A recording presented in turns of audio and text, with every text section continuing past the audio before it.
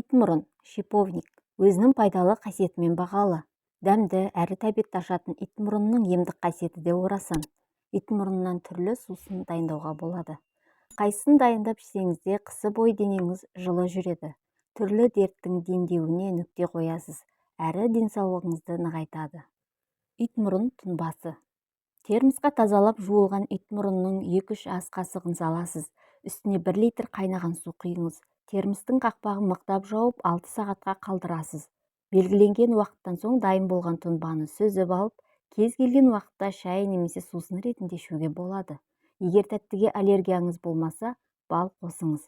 Итмұрын тұнбасы иммунитетті нығайтады, суық тиюдің алдын алады, вирустық аурулардан қорғайды. Асқазан, ас қорыту ішек жолдарының жұмысын жақсартады.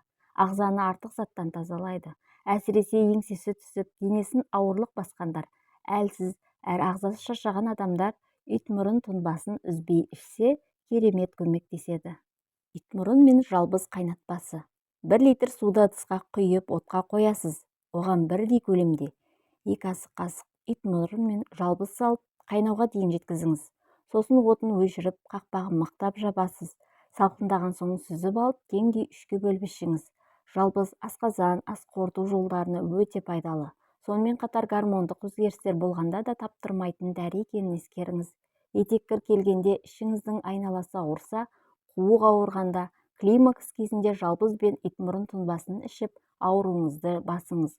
Жалбыздың әйелдердегі еркектік гормонды әсер ететін де қасиеті бар. Оған қоса ауруды басатын, тыныштандыратын, ағзаны қалпына келтіретін күшке ие. Итмұрын мен зімбір тұнбасы. Егер сіз жиі суықтап ауырсаңыз, тұмау тисе, артық салмақтан арылғыңыз келсе, ас қорыту жүйесін реттегіңіз келсе, зімбір қосылған итмұрын тұнбасын ішіңіз.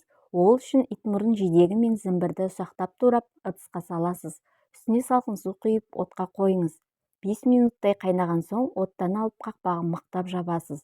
Шамамен 15 минуттан соң дайын болған қайнатпаны сүзіп алып, жылы күйінде ішесіз. Зімбір асқазан, ас қорыту ішек жолдарының жұмысын жақсартып, ағзаны шлактан тазалайды. Ауыз қуысының қабынуын, тамақ ауруларын бір ішкеннен-ақ емдейді. Ағзадағы микроб пен вирусты өлтіреді. Сонымен қатар зат алмасуды жақсартып, артық салмақтан арылтады.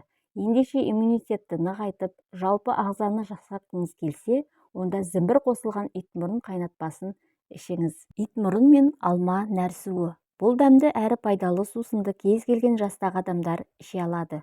Әсіресе кішкентайлардың сүйікті сусын десек қателеспейміз. Оны дайындау қиын емес. 4-5 литр суға 1 келі алма мен 1 келі итмұрын жидегін салып, отқа қоясыз. 15-20 минуттай қайнаған соң, татымына қарай шекер қосыңыз. Тағы да 5-10 минут қайнатып, оттан аласыз. Нәр суды ем ретінде жылы күйінде ішкен жөн. Алма ағзаны магний, фосфор, калий және темір элементімен байытады. Одан бөлек басқа да дәрумендермен толықтырады. Алма қосылған итмұрын нәр суы қолжетімді, әрі кез келген уақытта дайындауға, әрі ұзақ уақыт сақтауға болатын керемет сусын. Итмұрыннан дайындалған кесел. Ас қорыту жолдарының ауруы.